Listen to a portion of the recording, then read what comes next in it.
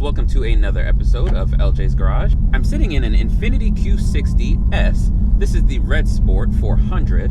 And if you don't know much about Infinitis, well, stay tuned because I'm going to tell you guys a few things about what this Q60 has to offer. And if you can't tell by now from that opening shot, this is a fun little car. So everyone knows about the 370Z, they know about the 350Z, and then everybody knows about the G35, the G37. And so Infiniti has been around for quite some time, and they've been taking these awesome sports cars, they've been turning them into higher end luxury sports cars. But a lot of times what happens is you add so much luxury, you lose the sportiness. So my job today is to find out if, in fact, this Infiniti Q60 has exactly what it takes to be called a sports car. And so far, this one does have a little bit of aftermarket goodies, but so far I'm impressed. I really enjoy this thing. I haven't had a chance to take it out and test the handling and all that, which I'll get into. See if this thing can handle turns, because to me, that's what makes a sports car a sports car. From the factory, you already know that this does have performance. It's got larger brakes, it's got the 3-liter twin turbo setup, which makes 400 horsepower and 350 foot-pounds of torque. That's factory. If you get the regular Q60, those only make about 300. So all it is just a little bit less restriction and a higher tune, and now you've got 400 horsepower. Sounds like a pretty damn good recipe to me, and that's exactly why I like this Q60. At the end of the video, I'll be sure to cover the mods on this one. So right now, I'm just going to take it for a quick spin, get my thoughts out, and tell you about a couple of the key features, the key things that you need to know about the Q60 if you're interested in buying one, or if a friend comes up and they say, hey, I want to get an Infiniti, and you say, you know what, friends do let friends drive an Infiniti, so then you can tell them all about the Q60. This does have all-wheel drive. You can get it in rear-wheel drive if you're a true enthusiast, as they would say, but honestly, the all-wheel drive, if you live in an area like Illinois, it actually makes a lot of sense. 0 to 60 from the factory is 4.5 seconds, and that's a really good number right there. It's very healthy. So I'm gonna go ahead and manual mode is a 7-speed automatic transmission. A lot of the other German cars have gone to dual clutches and 8-speed, 10-speed automatics.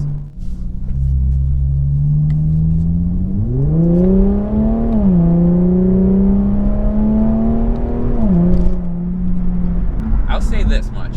One of the things that hurts this car is that if it's not tuned, the transmission doesn't quite do this car justice. It doesn't quite shift to back up that power.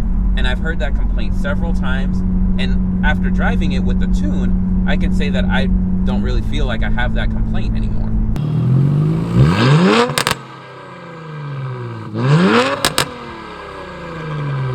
You do have nice things. You've got this beautiful white leather interior. You do have heated seats. On top of that, I mean, just the materials, everything that's gone into here, it feels very Nissan, but Infiniti puts their own little spin on it. Nothing's crazy elegant like the German cars, but it does do a really good job of checking the nicety boxes. And I'm impressed with this interior. I've heard people complain that it's not as nice as BMW, it's not as nice as this, it's not as nice as that. That's the thing though. Infiniti is one step above Nissan, and that's really what it's about. They're not trying to be the best of the best. It's all about value, and it's all about performance, and it's all about giving you something Japanese that you can kind of enjoy and say, hey, I can take on the Germans, because this gives a lot of Mercedes and BMWs a run for their money. Same with the Audis. And for most people, the reliability of a Nissan, the maintenance of a Nissan, the warranty that this has to offer, 40,000 miles or so, I mean, it's a little bit better than what the Germans have to offer. So that makes so much sense. You do have your navigation, you do have your Apple CarPlay, you got your dual climate control, you've got your sunroof. So all the things that you're looking for do exist.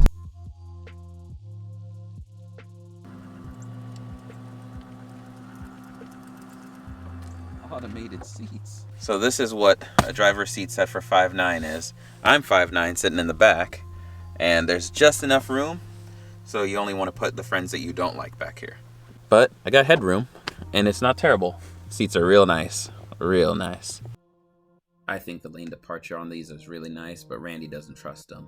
And this is the view from the driver's seat. Nothing like some cobblestone roads to test out the suspension, and this is indeed very sporty, so if you're not a fan of that, too bad. If you like all of those fancy features, you don't have to worry. I mean, you're on the highway, you've got dynamic cruise control. On top of that, you do have the lane keep assist. It does have all of those things, and I mean, you don't even have to turn your headlights on. Automatic high beams, automatic headlights, all of that good stuff. It's a very well packaged car, and on the used market, I mean, you can get these for mid 30s, low 40s, and that's, you know, M3 pricing. That's AMG pricing for some Mercedes, but without that headache of what those cars have to offer. What I find interesting is that Nissan and Infiniti, they went from a 3.7 to a 3 liter, and yet they're only making 300 horsepower in this newer motor. But that's not really, it almost feels like you're being kind of skimped a little bit. Like, this car can make more power, and I wonder, since this is going to be in the new Z, if that's the reason why Infiniti didn't go full performance on these. Maybe that's why. I don't know. What do you guys think?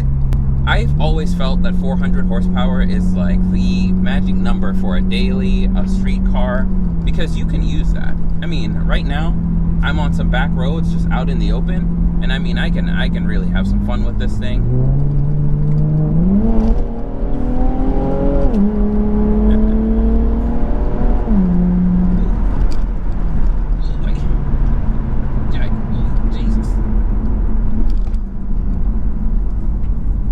This thing is a lot of fun. A lot of fun. The suspension does ride a little rough.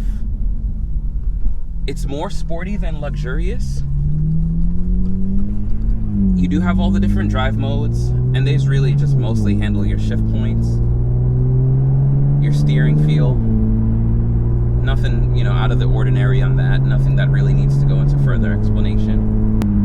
Even right now, I can tell you, I mean, handling is nice. I'll definitely get it around a corner here a little bit and see what it really can do. I love the growth that you can have with this platform. I mean, a twin turbo setup, there's so much that you can do. And knowing that Nissan went from 300 to 400 horsepower with mostly just a tune, I mean, come on. You know that there's more that you can do out of this thing. GTRs, twin turbo. So, I mean, I'm just saying, this is essentially that, a baby GTR. That's what Randy calls this thing, and that's apparently what a lot of other, you know, Infiniti enthusiasts that have seen this platform, seen this setup, they kind of think of it as that, because this is the platform of the next generation Nissans, that 3-liter twin turbo, beautiful setup. You know, you've got everything that you need. You've got active exhausts. I mean, there's just I mean, there's just everything. Safety features, forward collision avoidance, blind spot monitoring, you know, all that stuff is there. This car has some really sharp looks. Like, it's a very good looking car. Infiniti, you've done a great job. You've killed it. Killed it. The coupe styling, killed it. On the back end, I love the curvature of this butt end. It looks very Supra-y. And I know some people are like, I don't like the Supra. Well, I like the Supra, and therefore I like the looks of this. And I feel like a lot of other people will kind of see the same thing and say the same thing. And so, overall looks, 10 out of 10. This thing is styled just right. With this all-wheel drive system, though, the one thing I gotta point out is Randy was telling me that in snow mode is the only time you get 100% all-wheel drive. Other than that, you get a bias, usually 60-40, you know, split like that, or it'll do full rear-wheel drive until it determines that you have any sort of slippage, and then that's when you'll get the all-wheel drive benefit. So right off the line, it'll kick in for a little bit, then it'll chill as soon as you know that it has then as soon as it knows that you have traction, you're good. So pretty awesome, nice little benefit there. Some other big things that I really like about this: the climate control buttons, those are analog, so you can still touch them. They're physical buttons. I love that. On my Jeep, I have that problem with everything being inside of the Uconnect system, whereas Nissan's kind of figured it out. They know exactly the right balance of what should be digital and what can be analog, and I'm all for it. Support it. As you guys have already seen, this car can do straight line performance, no problem. The ride, the quality, the build, everything, very Nissan, very Infiniti, very Japanese. It feels good. It's healthy. Some would say that it's not quite right with the $68,000 price tag or whatever when you get one of these fully loaded. But on the used car market, that's where you get the best bang for your buck.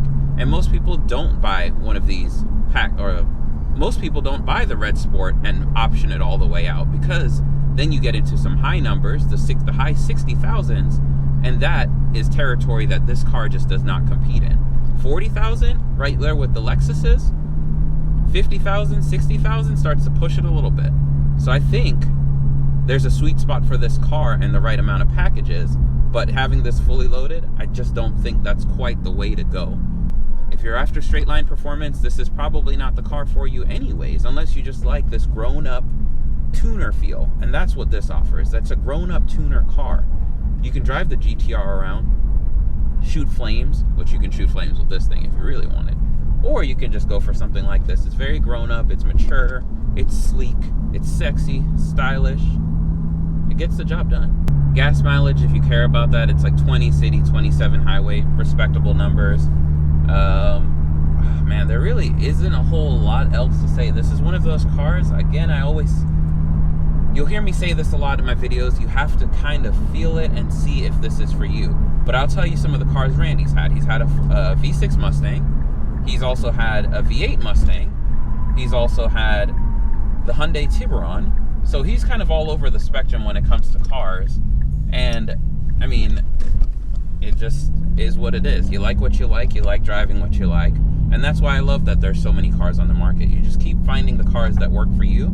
And this checks all the boxes that he needs at this point in his life. And he let go of the V8 Mustang for it. I'll have to ask him what he finally thinks about it, you know, when I get back there and see if he made the right decision. Don't let the straight face fool you. Randy loves this thing. And is it as sporty as a Z car? Probably not. So if you're looking for that, this might not check all the boxes you need. Now let's talk mods. First up, we've got AMS cold air intakes. There's also HKS blow-off valves, AMS V2 race heat exchanger. The best part about it is all AMS parts are warranted by Infiniti. And for sound, there's a 2.5-inch Megan Racing lower downpipe with a resonator and axle back muffler delete. The tune is by AMS, running 19 PSI on mid-tune and 22 PSI for the race tune, so it moves. And here's some more eye candy bits, but if you're curious about mods and what Randy's doing with this thing, I'll be sure to link his YouTube channel, so go ahead and give him a follow/subscribe or whatever it is nowadays, because he's gonna have some fun with this thing. Alright. But that's all I got for you guys. Thank you so much for checking out yet another episode of Ljs Garage. And if you got any questions on the Q60, be sure to drop them below, and I'll be sure to reach out to Randy if I don't know the answers. Otherwise, I'll share what knowledge I do know about this Q60. Until next time, be sure to hit that like button, comment button, subscribe button, and be safe, stay sane, and healthy.